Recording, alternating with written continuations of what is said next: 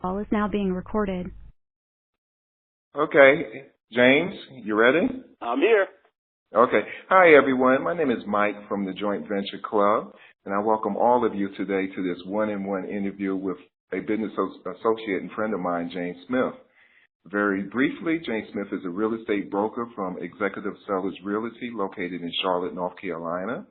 I will be speaking with James today about what got him involved in real estate and what type of tips he would like to share with all of us regarding the most advantageous ways to pick a real estate expert in helping you purchase properties in the real estate market today. Well, James, first, let's start by me asking you a little bit about your background prior to you starting your real estate career. What type of work did you do before? I was actually an electrical engineer with a marketing degree. So going into real estate was very different. Mm-hmm. And how different was it? I mean, it's just when you was in electrical, I mean, you went to school for electrical engineering, and what made you decide to pursue a career in real estate? Well, I decided that I wanted to take more of a part in my own future and have a lot more control. Unfortunately, working in a corporate environment, you are at the mercy of everyone in the environment, and you have very little control over what happens to your future. And I thought that real estate would be a good avenue to go into to control my future and my finances for the long term. Oh, I see. And I also see that you have your own brokerage firm. What made you decide to become a broker? Well, real estate by itself is essentially a fraud. Very few agents or agencies really work for the best interest of the client. It's all about commissions, and it's all about closing deals quickly. The reason I opened a firm was because I believed that I could deliver better service to the clients without the worry of having to close immediately on a deal so that they get the best deals possible. And that's extremely important when you're dealing with investors because time to them is money. Yeah, I understand that. I definitely understand that. I noticed that you were awarded the 2015 5-Star Award by Charlotte Magazine. Well, tell me more about that. What's that all about? Well, annually, Charlotte Magazine, which is a high-end magazine here in the Charlotte metro area, awards agents for customer service as well as our ability to close deals.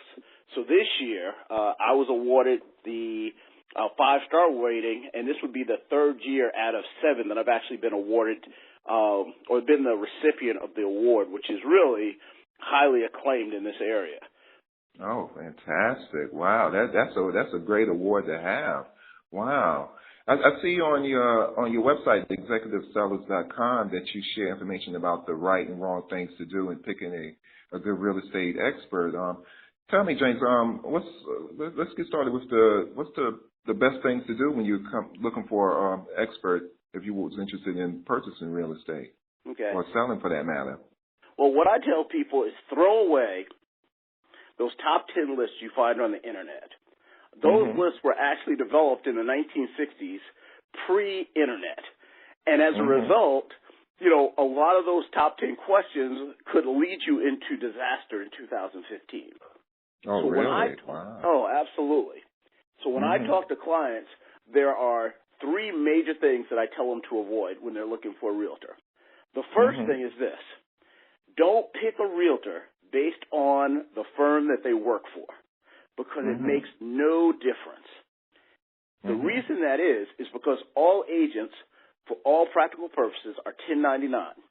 The only reason they pick an agency is because of the commission split, not necessarily because it's going to help you as a consumer to either buy or sell a house. I got the you. second major thing that you need to think about when you hire a realtor is this. Is my realtor qualified? And what I mean by that is this.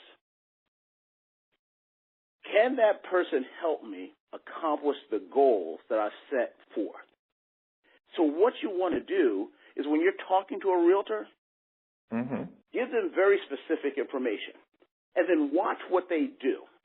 I recommend that clients do not sign a buyer's agency agreement for at least a week to 2 weeks after they meet an agent.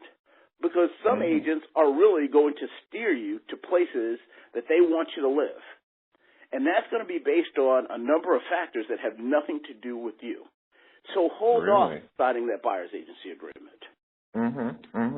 Get a chance to evaluate the realtor. That's going to help you in the long run.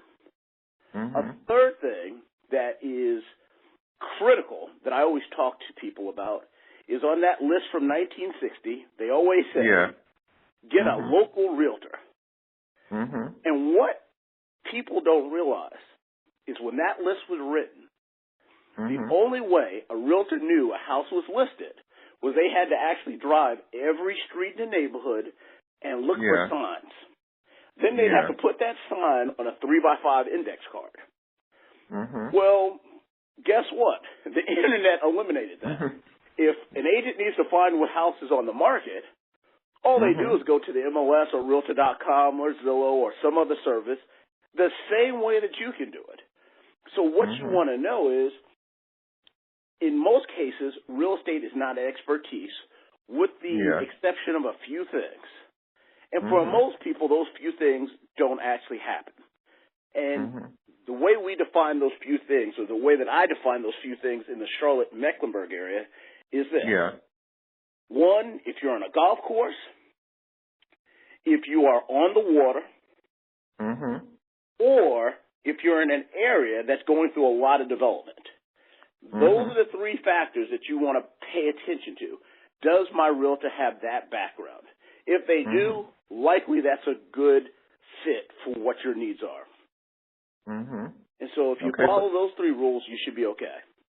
Oh, okay. So those are some very good rules, because I understand that, many people nowadays, they just pick the first agent that they see, but they don't pre-qualify that agent. But what you're saying is to follow the tips that you just provided just now would definitely allow a person the opportunity to pick that right person for you, because I guess not all agents are the same from what you're saying.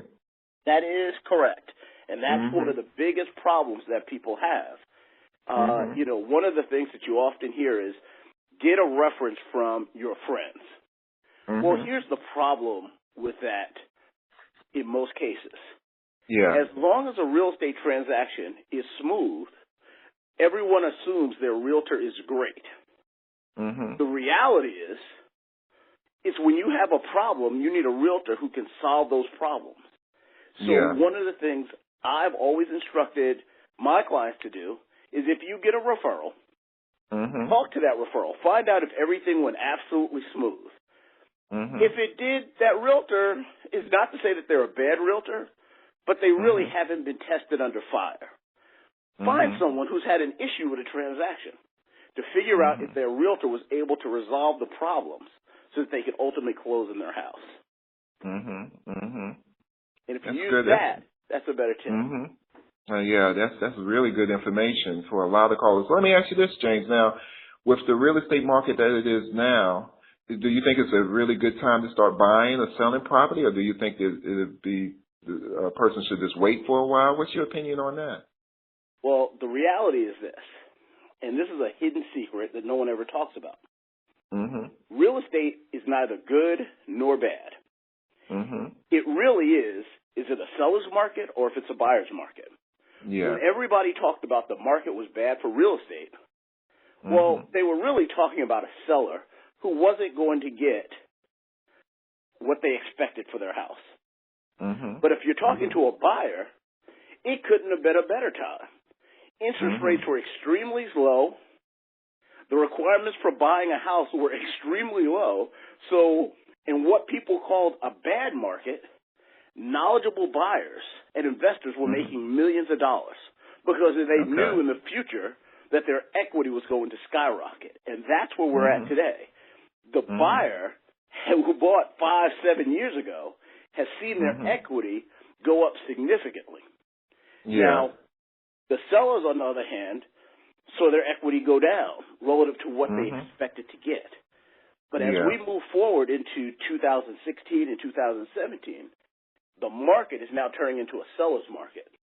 Buyers who have waited, they're going to pay a higher price for the exact same house that they could have bought literally at a discount 2 years ago. I see. And so tell me, Jane, so you work both with investors as well as regular home buyers as well, like people who are just like first time home buyers? Correct. Yeah, we work with everyone. There are a few exceptions to that rule. Most people won't meet that exception rule, but if you are a legitimate buyer or seller, we tend to work with you. Oh, okay, fantastic. All right, James, that sounds really good. So I thank you for your time today, and we look forward to hearing from you again. And folks, if you would like to contact James in the future, what's a good way that they can reach you, James? Well, the best way is always to go to our website, which is executivesellers.com. Again, that's executivesellers.com, or you can type in executivesellersrealty.com, or give us a call directly at 704-398-2585. Okay, sounds good. And repeat it for the group one more time, James. Okay, the phone number is 704-398-2585, or you can go to our website at executivesellersrealty.com. Okay, sounds like a plan, James. Well, we appreciate your time today, and hopefully we'll be hearing from you again in the very near future. You take care. I appreciate the time. Thank you. Take care. Bye-bye. Bye-bye.